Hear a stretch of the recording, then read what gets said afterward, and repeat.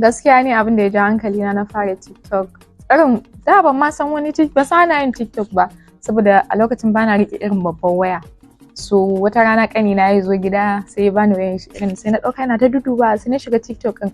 Ranar kwana na ban yi bacci ba ina ta kallon abubuwan da yake faruwa a TikTok. So abin sai ya bani sha'awa ya burge ni da na ga ana nishaɗi sosai a ciki. Ni ma washe gari kawai sai na sai waya, na sai babban waya sai ni ma na fara TikTok.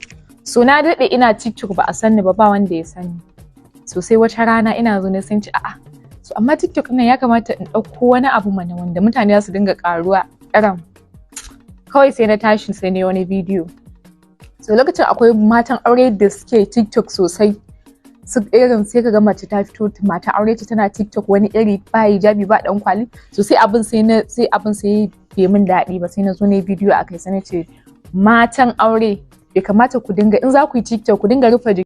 Mafi girma kuɗin da saurayi ya taɓa bani ko kuma me? Miliyan 1.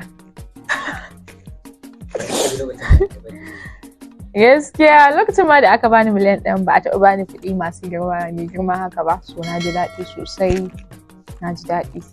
And then akwai wani kyauta ina jin ba na manta shine babban kyauta. Mafi girman kyautan da saurayi ya taɓa min, saurayi na ya taɓa siya min gida. Jama'a assalamu alaikum. Kamar yadda kuka sani sunana Bilkisu Isa Obili, Queen of Arewa TikTokers.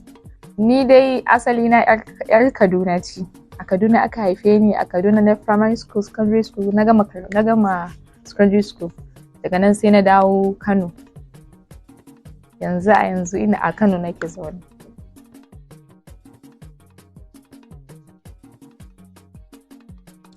Ku dinga rufe jikinku kaza bai kamata ma a ce kuna TikTok din ba idan mijinki ya bar kina TikTok baya san ki. So irin mutane sai suka karba abin sosai. Suka karba abin ana ta kallo lokacin ne posting bai fi mutane 200 su gani ba. Amma a lokacin a awa ɗaya mutane sun fi 50,000 suka kalli bidiyo na. To daga lokacin duk wanda ya sanni ma ya fara gani na in dai ya fara gani bidiyo na wannan bidiyo ya fara gani a TikTok ya sani. So daga nan sai naga ai mutane suna so su gani na fito da muryana, na yi magana da muryana.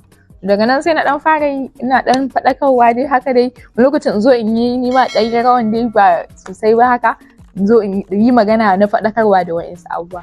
So yadda aka na fara TikTok kenan.